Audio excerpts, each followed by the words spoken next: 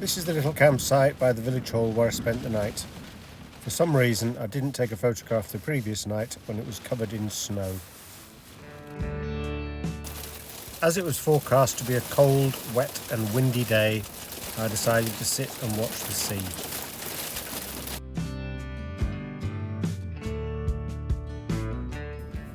I emailed a drone photograph to the owner of the cottage I'd been staying in, and she sent me a reply saying, "The island in the picture is Oia. It is a beautiful place. There is an old house there, as a long time ago there was a shepherd family living on the island. They came and went in a small boat, but when the weather was bad, they were stuck. It was from this island that two girls sailed to another really small island to milk a cow that was grazing there. They were caught in a storm and ended up in Norway.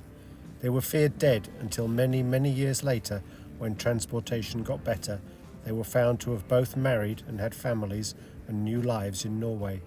Their descendants still live in that part of Norway. They survived on their journey on the cow's milk whilst at sea for many days."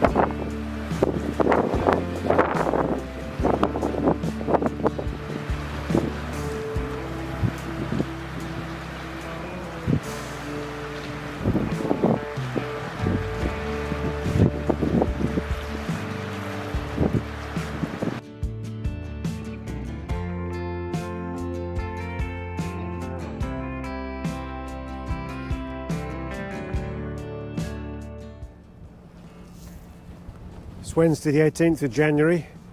I've come to Shetland, where it's pretty wild. Hopefully I'll camp here the night and have a decent walk tomorrow. At the moment I'm just going to have a little go along the cliffs, see what it's like, maybe both directions. Well, it's fairly wild down there, so I don't want to get too close to the cliffs today. There's another squall coming. Most of the snow's gone, just a little bit on that high point over there. Those ain't small cliffs, you know.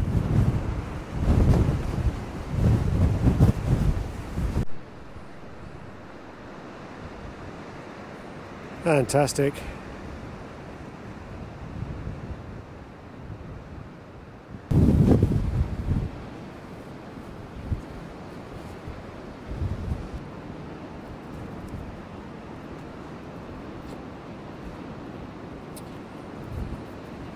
Bit of a cave down there on the left.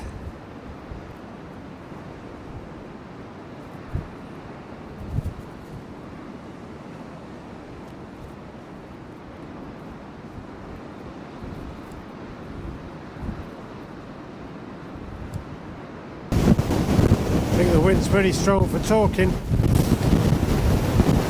These fulmars appear to be loving it.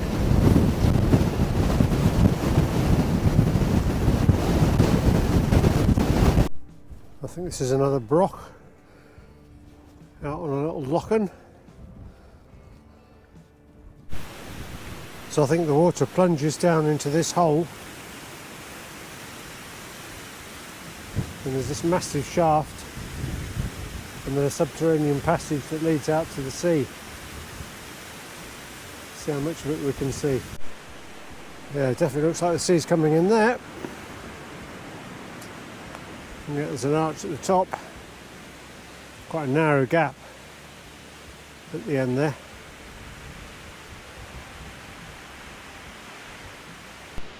Yeah, there's the sea coming in there.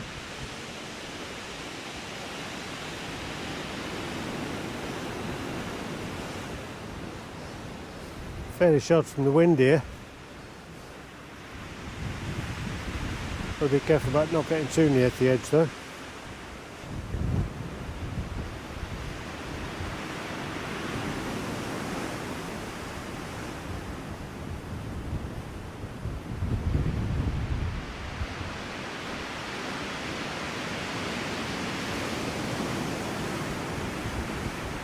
And that's where the waterfall's coming in from the Lochen.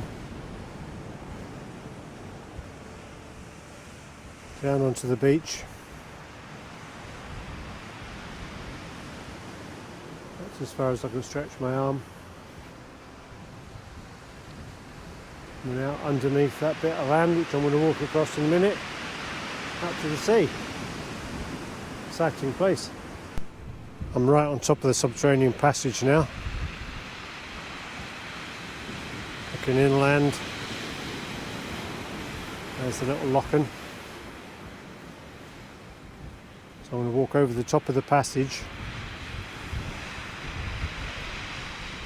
which is sort of this way to the shore. See what we can see there.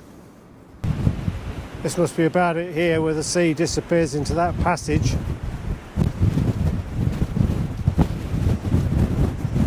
It's too windy to go out on there, I think. Might be able to see a bit from up there.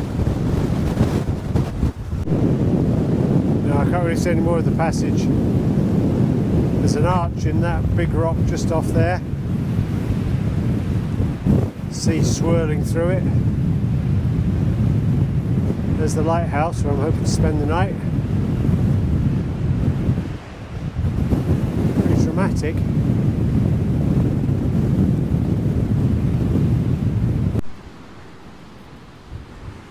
Wow, wow, wow. So that's the Headland Estrerness where I'm hoping to camp tonight.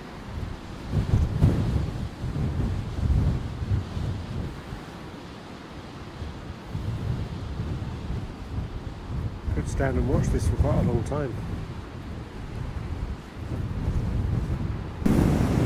There's a lovely arch there. Beautiful, this pale blue colour of the water as it rushes towards the cliffs, then turns white as it balloons up.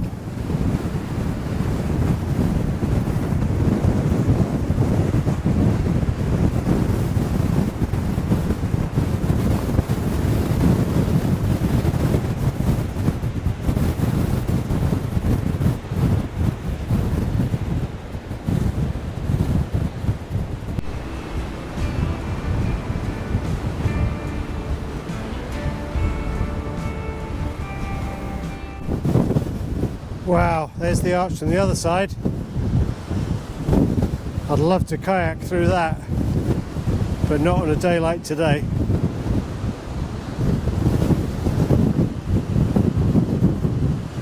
Whoa. Power in that water. That beautiful, beautiful colour.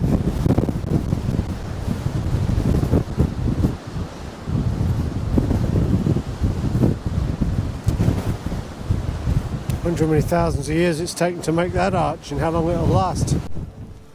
Snow, sleet, hail, not quite sure what it is. Making my way back to the van now, just below the cliff out most of the wind.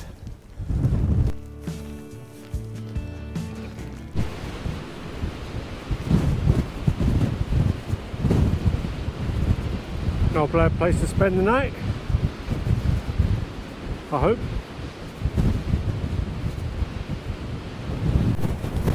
This is virtually the view from my van where I'm going to spend the night.